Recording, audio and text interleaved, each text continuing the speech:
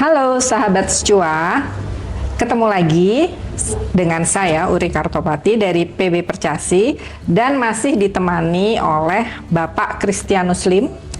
Beliau adalah Kabid Binpresnya PB Percasi. Seperti tayangan-tayangan yang sebelumnya, kita sudah membahas mengenai turnamen catur Percasi Federated yang ketiga yang diadakan di Mewangi Hotel Bandung. Nah, kalau kemarin kita udah ngomongin apa itu kegiatan caturnya, kemudian babak pertama bagaimana reviewnya. Nah, kali ini kita ngomongin babak kedua ya, Pak Kris. Iya, Oke. Bang Ri. Kemarin kita udah ngomongin soal kejutan di babak pertama. Nah, untuk babak kedua nih apa aja kejutannya, Pak Kris?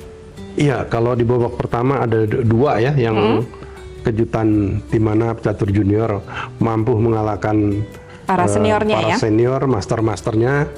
Nah, di babak kedua terjadi lagi gitu, tapi hanya satu dan orangnya beda nih. Orangnya beda. Iya, iya, master internasional nih. Yang kalah di babak kedua yaitu Ivan Situru. Oke. Dan yang mengalahkannya masih berusia 13 tahun gitu. Oh, masih muda banget ya? Iya, nah ini yang sesuatu apa sih membuat kita semangat ya kalau mengundang catur junior untuk bertanding. Mereka bisa bikin kejutan-kejutan. Nah, itu kali ini yang bikin kejutan namanya Ikadek Danvan. Danvan. Ikadek Danvan Kin Anggaswara ya nama panjangnya. Beliau mengalahkan catur senior kita ya, Ivan Situru. Itu kelahiran tahun 63, jadi usianya 63 juga ya. 63. Nah, Sudah berusia lah ya? Iya, di atas 60 ya. Dan Van sendiri masih 13 tahun. Partainya juga seru gitu ya. Partainya seru. Ada apa nilai instruktif di partai ini gitu. Partai ini kalau bisa dijadikan apa bahan untuk mengajar juga bagus gitu, karena di situ ada nilai-nilai yang apa bisa menjadi pelajaran begitu. Oke, jadi di babak kedua ini itu yang paling menonjol ya. Iya, saya kira satu itu aja Pak karena Ivan dengan Kadek Devan ini. Nah, tadi saya kan sempat ngobrol-ngobrol dengan Pak Ivan Situru. Iya. Saat sudah selesai bertanding, beliau istirahat, sempat ngobrol-ngobrol, Pak Ivan kalah atau menang gitu kan? Wah, kalah nih, saya blunder gitu katanya. Dan ternyata lawannya yang usia 13 tahun ini ya, Devan. Iya. Nah, tapi Pak, yang menariknya Pak Ivan bilang bahwa tapi anak ini berbakat gitu. Emang benar Pak, kalau dilihat dari permainannya, apakah memang dia punya bakat? Iya, nih saya sebelumnya belum pernah lihat permainan dia ya. Jadi partai ini aja yang saya lihat dan saya kira kata berbakat itu cocok gitu ya, Mbak Uri, karena ada satu momen saya ingat tuh di langkah ke-12 ya. Saya sempat bikin catatan langkah ke-12 iya, waktu dia pukul gajah di E3 pukul kuda di B6 gitu. Kan biasa orang sayang dengan gajahnya gitu ya. Dibanding kuda. Nah, ini dia berani mukul itu. Setelah saya lihat-lihat posisinya memang itu feeling gitu. Feeling bahwa nantinya itu terjadi bidak tumpuk tuh, karena Pak Ivan mau nggak mau mukulnya dengan pion C7 pukul B6 gitu. Jadi terjadi bidak tumpuk di B6 dan terus ada kelemahan pion di E5 gitu. Sementara kuda dia nanti bisa naik ke C4, naik ke E4, jadi kuda yang bagus banget gitu di sentrum gitu. Nah, ini nggak langsung kelihatan apa sih menang materinya, belum, tapi masih bentuknya posisional gitu. Jadi perlu kayak feeling gitu. Kita merasa dengan kuda di sentrum ini bagus gitu ya. Nah, itu kelihatan dia punya feeling semacam itu gitu. Kenapa Pak Ivan tadi menyebut dia berbakat, karena mungkin feelingnya itu kali ya, dia punya feeling untuk saya kira gitu.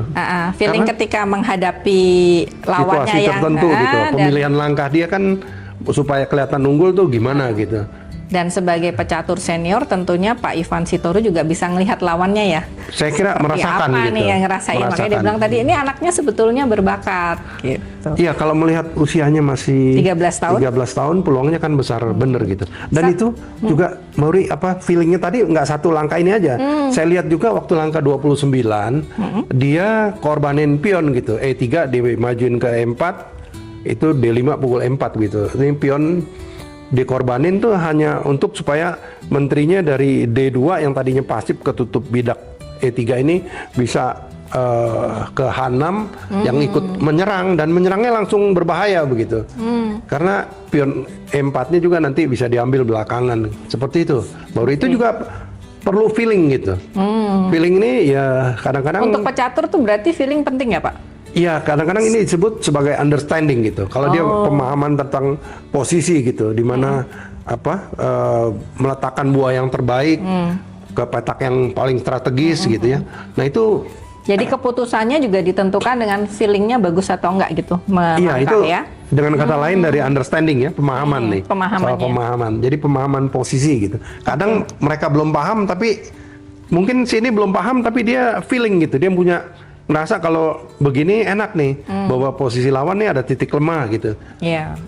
Seperti itu. Mauri. Jadi yang dibilang Pak Ivan Sitoru ini anak cukup berbakat memang masuk dalam penilaian Pak Kris juga iya, ya sebagai melihat permainan tadi itu ada 2 langkah memang, yang saya pikir itu berani pertukaran terus berani kasih pion itu dengan kompensasi buahnya jadi aktif, terus ada titik lemah di pion Pak Ivan di B6 sama E5 itu Mauri. Satu lagi dalam obrolan tadi saya dengan Pak Ivan juga nyebut salah satu kelemahan mungkin karena usianya masih muda juga ya, anak ini adalah pembukaannya nih kurang katanya, mungkin kurang greget kali atau kurang seperti apa mungkin Pak Kris sebagai pelatih juga. Nah ini ada benarnya juga gitu, di partai ini dia buka E4 langkah pertamanya, kemudian langkah keduanya pion G3, terus gajah Jadi G2. lemah ya? Ini bukan lemah, tapi apa sih? Oh. Ini pembukaan yang cenderung lambat gitu. Oke. Artinya nggak di langkah pertama langsung nguasain sentrum gitu, langsung memperbuat apa sih?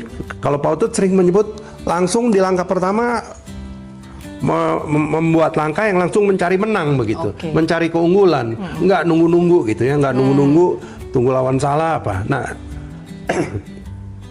pembukaan C4 sebetulnya juga itu kan disebut pembukaan flank opening gitu, pembukaan sayap yang lambat gitu. Dia nggak langsung nguasain sentrum.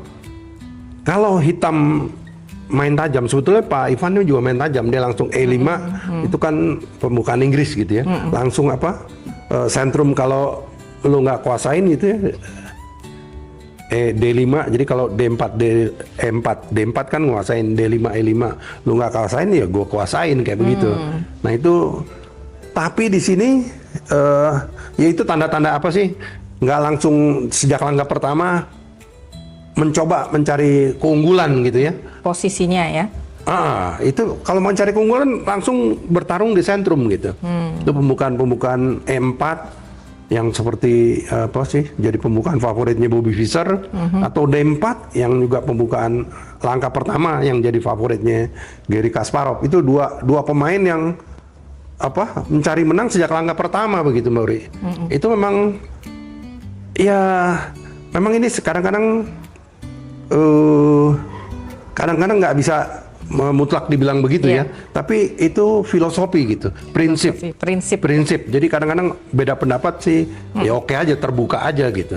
Kalau menurut Pak Kris sebagai Kabid Binpres, kira-kira Devan ini sebetulnya polesannya perlu seperti apa lagi nih? Karena ini Pak Kris juga baru lihat, artinya baru mengenal permainan anak ini ya Pak ya? Baru di partai ini saya melihat dia main. Kira-kira kurang polesannya di mana sih kalau memang dia berpakat atau? Iya, kalau dia nantinya di opening memang harus opening yang agresif lah kalau mau mencari menang gitu ya.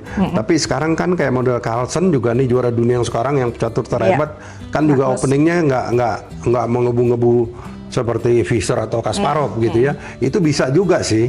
Cuma kan nanti understandingnya yang memang harus kuat, di middle game-nya harus kuat. Tapi kan kalau ketemu kebetulan yang juga hebat dan agresif mainnya, ya cenderung seperti disebut Pak Ivan, cenderung bakal dapat jelek gitu posisinya. Seperti itu aja Mbak Uri. Siap. Jadi di babak kedua ini tadi seperti yang Pak Kris sampaikan, salah satu kejutan yang menarik adalah partainya Pak Ivan dan Devan. Nah, selain itu mungkin ada cerita lain nggak Pak Kris yang terkait dengan turnamen ini yang juga mungkin menarik untuk diketahui sahabat Stua? Iya, ini kan babak satu kan ada yang usia 11 tahun gitu ya. Ya kemarin Ken Oliver ya. Itu kan menangnya bagus gitu ya. Tapi di babak kedua nih, ini saya lihat dia justru lawannya juga nggak lemah itu. Women International Master Cecilia. Oh, Livian. Itu kan WIM gitu ya. Tapi tadi posisinya masih baru selesai pembukaan gitu ya. Posisi masih ramai, nggak ada yang unggul gitu. Tapi si Ken ini saya lihat mundar-mandir nontonin yang lain-lain. Terus si Cecil udah jalan pun dia masih nontonin yang lain gitu. Nah ini saya sih melihat dia seperti gembira memang kemenangan pertama tuh jadi seperti euforianya ke bawah terus ya dari babak pertama kemarin lagi enjoy gitu, lagi seneng.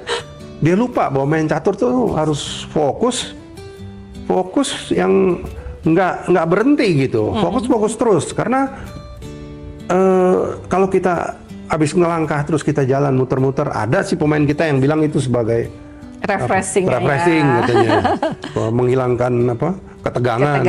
Kalau menurut saya sih nggak bisa begitu gitu. Refreshingnya nggak boleh model begitu. Karena tuh ketika dia jalan-jalan nontonin yang lain, itu kan dia mikir, ngitung gitu. Fokusnya udah berubah.